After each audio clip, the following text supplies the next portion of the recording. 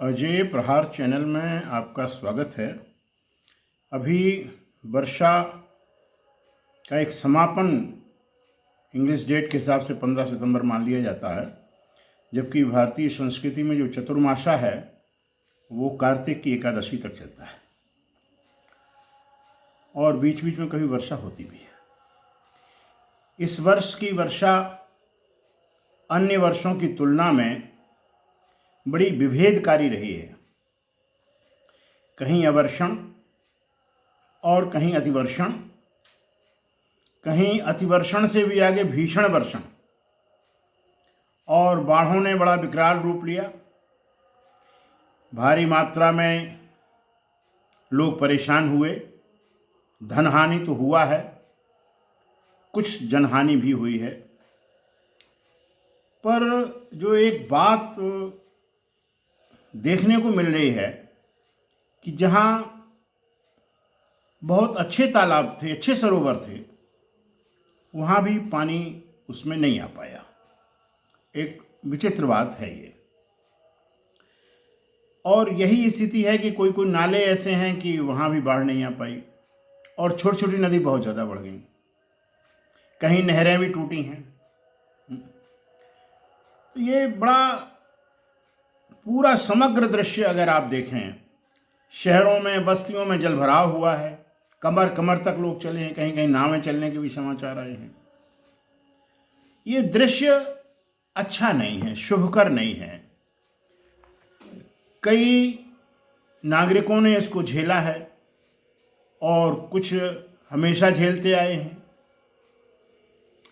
तस्वीर हम अमृतकाल के बावजूद भी बदल नहीं पा रहे हैं।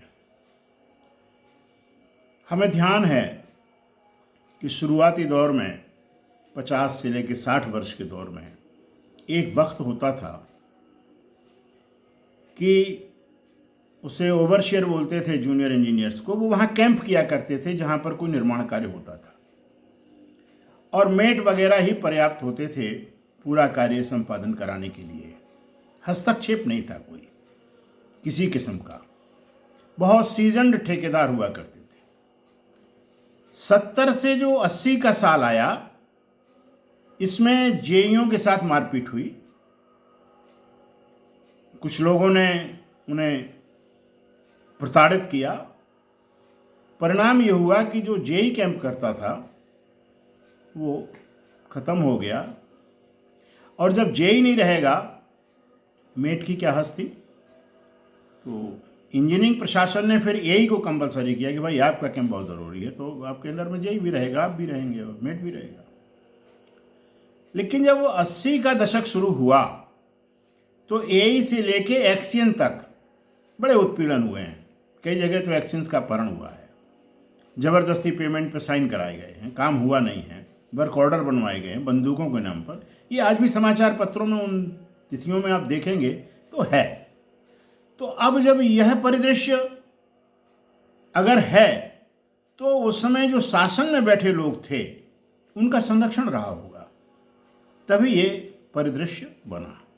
और उस परिदृश्य से ये हुआ कि हमारे निर्माण कार्य जैसे होना चाहिए थे वैसे नहीं हुए। निर्माण कार्यों में बहुत धांधलियां शुरू हो गईं। आज सरोवरों के जो तालाब होते हैं, सरोवर होते हैं, उनके जो एक जल समेट क्षेत्र होता है जहाँ से पूरा आता है, अंग्रेजी में अगर आप कहेंगे तो कैचमेंट एरिया है, वो पूरी तरीके से फ्लॉप है। जगह जगह आबादियाँ हो गई हैं, सड़कें क्रॉस कर गई हैं, रेलवे की पटरियाँ बन गई हैं। कुल मिला करके सरोवरों में जाने वाले पानी को उन्होंने रोक दिया है, और कहीं कहीं बंधों को, छोटे छोटे से जो चेक डैम बनाए गए हैं, उन्होंने बंधों में पानी जाने को रोक दिया है। और कहीं कहीं इस प्रकार का हुआ है कि जो खेत हैं और खेतों में जो बंधियां हैं वो टूटी हैं, तो बहुत सी जगह पर ओवरफ्लो हो गया है। और नहरें टूटी हैं क्योंकि उनकी प्रॉपर सफाई नहीं हुई, उन पर प्रॉपर जो रखरखाव होना चाहिए वो नहीं हुआ। तो ये सब मिला करके एक बड़ा गंभीर परिदृश्य इस प्रकार से प्रस्तुत करते हैं कि जो सत्ता में बैठे लोग हैं, क्या उनका काम केवल भाषण देना है कि भाषण में सब कुछ ठीक है? और वो मशीनरी को इतना सक्रिय क्यों नहीं करते कि इन स्थितियों से निपटा जाए? जब राजधानी में जल भराव होगा, राजधानी में लोग पानी के अंदर समा जाएंगे, बस्तियां समा जाएंगी, जब सचिवालयों में पानी आ जाएगा, घुस जाएगा, और इसके बावजूद भी किसी की कोई एंट्री नहीं खराब करना, किसी को कोई अर्थदंड भी नहीं देना, किसी को कोई प्रशासनिक कार्रवाई भी नहीं करना, आप जब ये नहीं करेंगे, ऊपर से फंड रिलीज कर देंगे, तो ये दृश्य बदलने वाला नहीं है। इस दृश्य के बदलने के लिए बहुत अच्छी इंजीनियरिंग चाहिए, और उन इंजीनियर्स को काम लेने के लिए, इंजीनियर से जो काम लें, वो मंत्रालय बड़े सक्षम होने चाहिए। आज सक्षमता का दौर लगता है जैसे लोकतंत्र ने खा लिया हो, और परिणाम यह है कि हर व्यक्ति परेशान है। जो बरसात में अपने घर से निकलता है वो परेशान है। इधर आकाशीय बिजली ने भी काफ़ी कहर ढाया है अन्य वर्षों की तुलना में। तो ये कुछ ऐसी स्थितियां हैं जिन पर बहुत गंभीर चिंतन मनन करने की, निर्णय लेने की।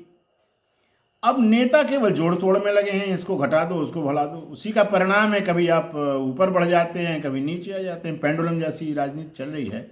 ये कुल मिलाकर के हमारे देश की जो तमाम समस्याएं हैं, उनमें हमारा ये जनप्रतिनिधित्व, नेतृत्व अगर सक्षम होता तो ये सब समस्याएं नहीं होती। मैंने तो आपको कालखंड के हिसाब से बता दिया। 80 से ये सब बिगड़ना शुरू हुआ है और बिगड़ता ही चला जा रहा है, उसके बाद सुधर नहीं रहा है।